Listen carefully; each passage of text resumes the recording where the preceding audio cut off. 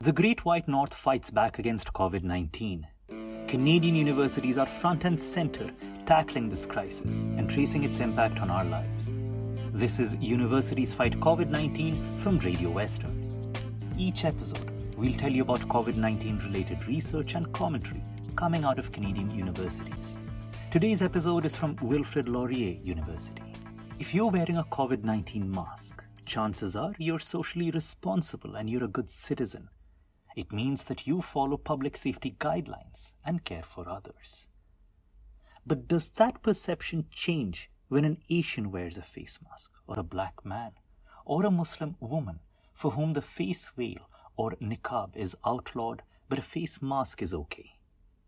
For example, Asians in North America have been represented as diseased foreigners for over 100 years. Recently, they've been blamed as pandemic starters.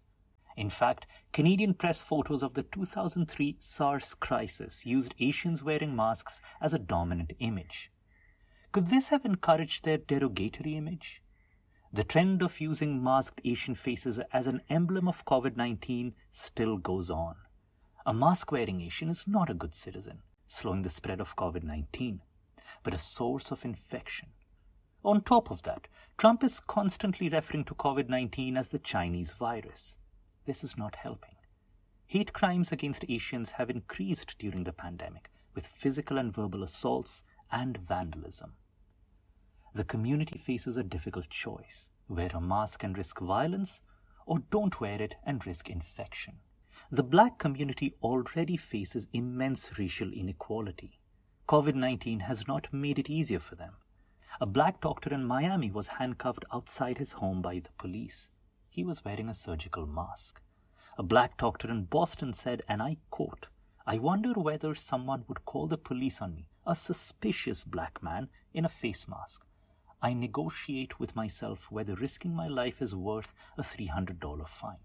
End quote. A black clergy in Illinois worked with local police to start a campaign called Tipping the Mask.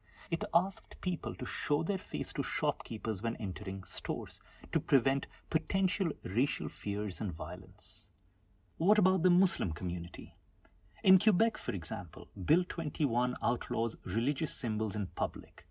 Muslim women wearing a niqab are violating the law and are denied access to social services. This in spite of government requests for public face coverings due to COVID-19. Niqab-wearing Muslim women are not considered good liberal citizens.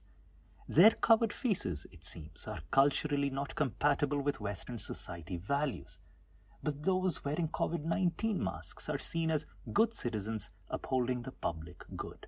So what does it all mean? American anti-racism educator Peggy McIntosh talks about privileges that white people often take for granted.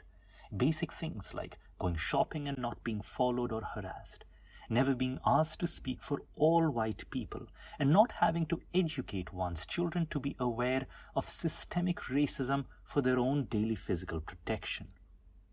It seems that the cultural politics behind wearing a face mask has exposed the racial problems of COVID-19.